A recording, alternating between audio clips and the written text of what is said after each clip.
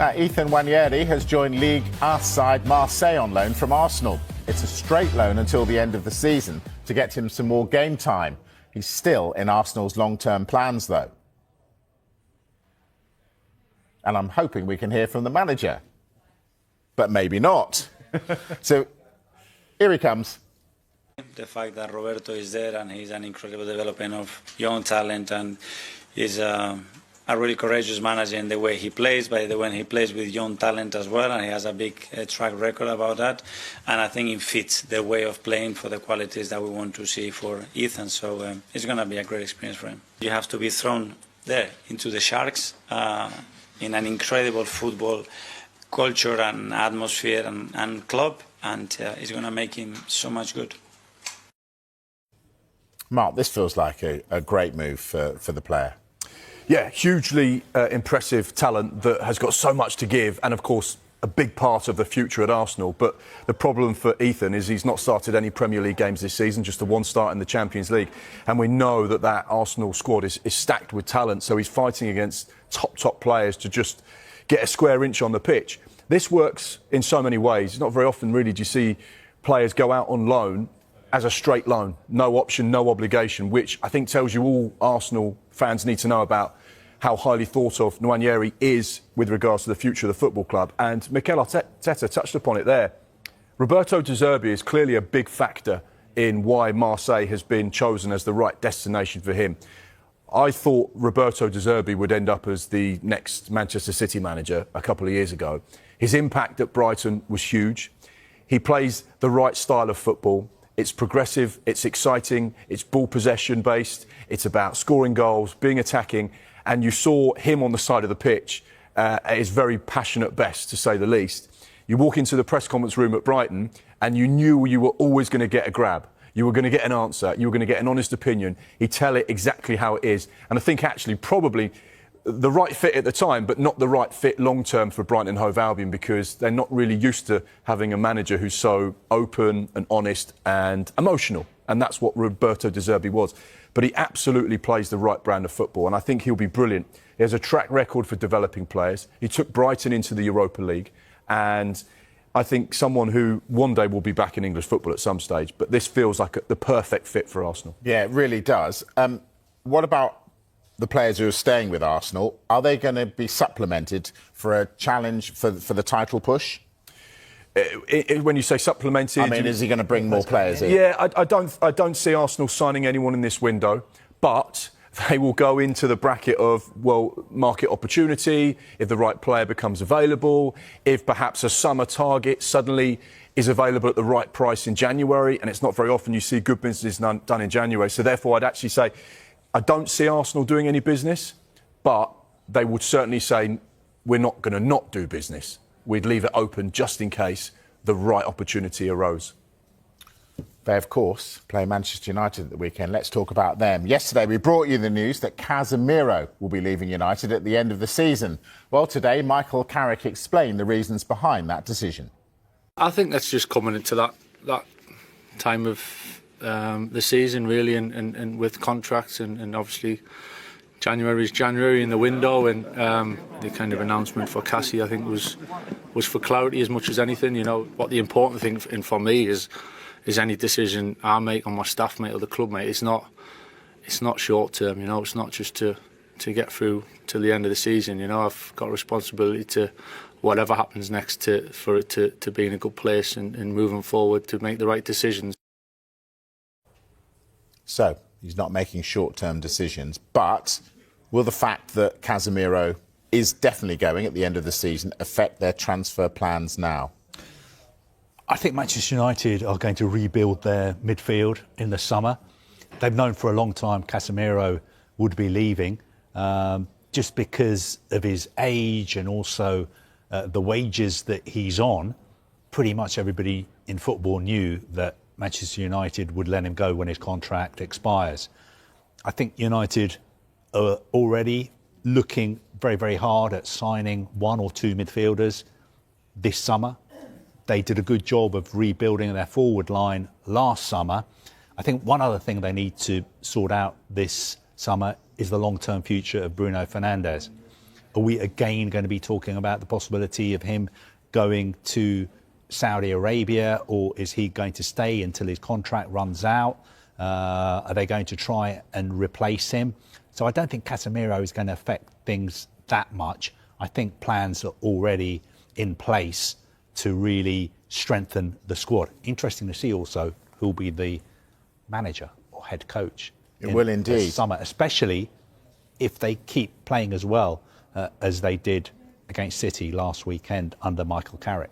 What does this all mean for the bomb squad? Like, Kobe Mainoo has been reintegrated. What about the other player? What about Jadon Sancho? What about Marcus Rashford? Well, the players you've mentioned there are all really well paid by Manchester United. Now, Marcus Rashford will probably say, look, my time at Old Trafford has come to an end. I'm happier here at Barcelona. Fingers crossed I can play well enough and then they can facilitate a deal with Manchester United. The biggest problem in that any potential deal with Marcus Rashford would be pricey for Barcelona because of the wages he's on. And they don't have any money. Exactly, over £300,000 a week. Jadon Sancho, again, really handsomely paid by Manchester United. Casemiro is another player. And I think the biggest significant thing is if that some of these players were to move on from Manchester United, that would free up huge sums of money for them to then reinvest. And some of these players will be earning around £20 million a year. So if you lose 3 of those players and suddenly Manchester United have 60 million to spend on wages, they could actually go, well, we can do quite a bit with that kind of money. And we want to sign this player, but he's on a third of what Marcus Rashford's on. So I don't see any route back for those players that have been ostracised by the club or moved on by the club or sent out on loan by the club or been told they're not wanted, whatever phrase or terminology you want to use. But of course, ultimately, this will all be down to Jason Wilcox, Omar Barada, and crucially, as Kave said, whoever is the head coach for next season. Because if someone walks in and says, Marcus Rashford, you're going to be my star man, then in theory, the head coach will have to be back because otherwise they're not going to get off on the right foot. Yeah, exactly. Well, look what happened to Mainoo.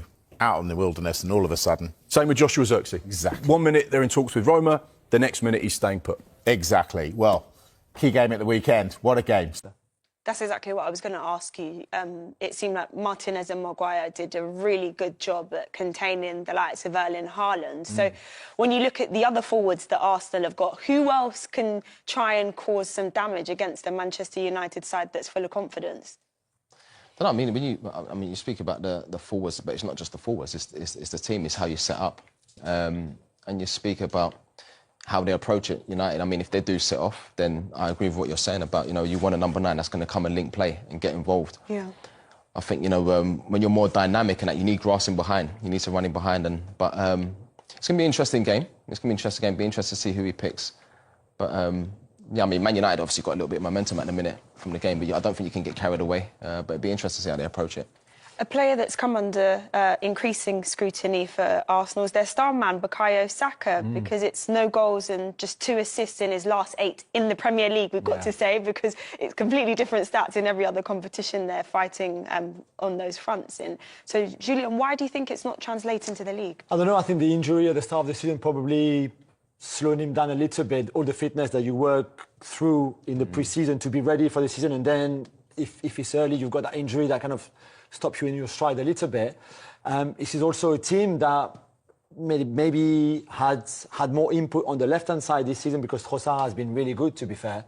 Yeah. And apart from set pieces, it looks like Bukayo maybe is not as sharp, maybe not as decisive in the league that they would like him to be. It's a team that works a lot with their wide players and their wingers. The ball goes wide very, very quickly a lot. So if they don't really work out in one-on-one situations or their crosses, then Arsenal have a bit of a problem. That probably explains why, as we saw with the stats, those forwards haven't been really scoring as much goals or as many goals as we would have thought. Is it becoming a bit predictable with Arsenal? Because Julian just pointed to the fact that most of their attacks are coming from the wings. I think when you play against a block, whether that's a medium block or low block, you have to try and move the block. So, we spoke before and I said there's 3 ways to beat the block. You're going to go over the block, which is difficult, but you still can try at times. Go around is what Arsenal do, but I don't think they go through enough. And maybe if they went through the block more, then Saka can run off the ball.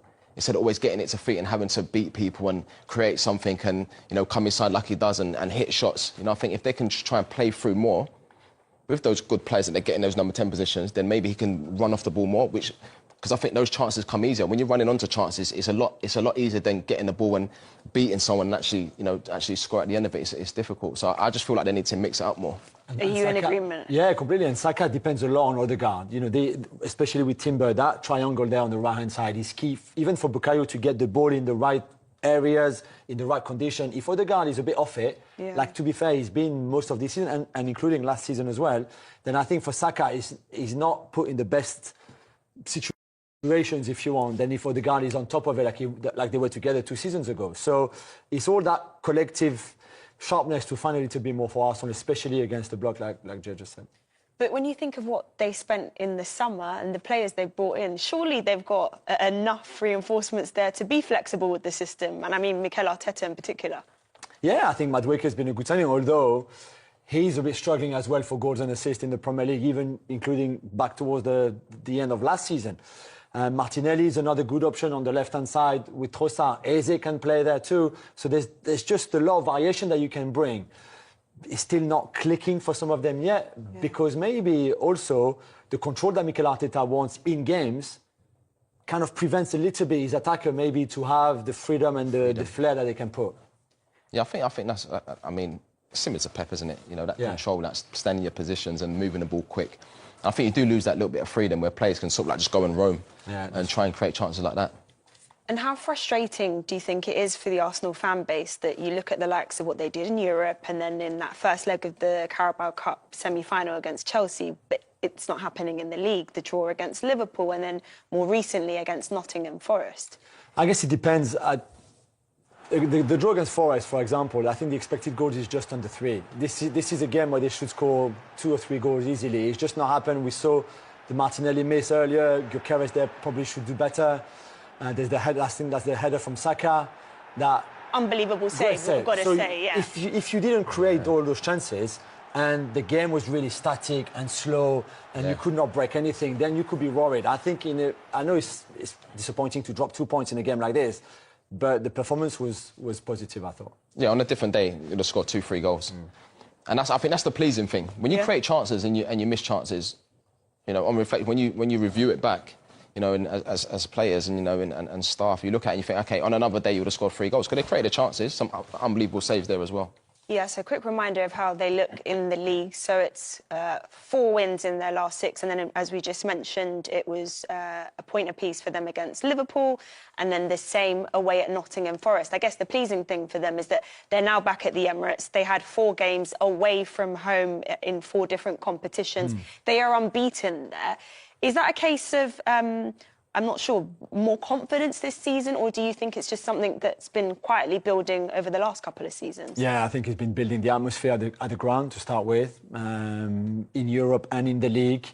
It's really become a fortress where they're already very good defensively. This is the best team defensively in Europe. They're the best team out of possession in Europe as well. So not just not conceding goals, but you have the ball, it's okay, but they're so well drilled, so well organised that you can't go through anywhere. Yeah. So for that, I think the Emirates has been a special place.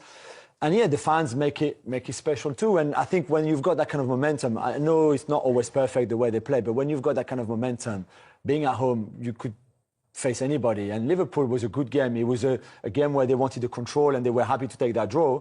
But if they start coming at you, it's hard for you to get away from that pressure.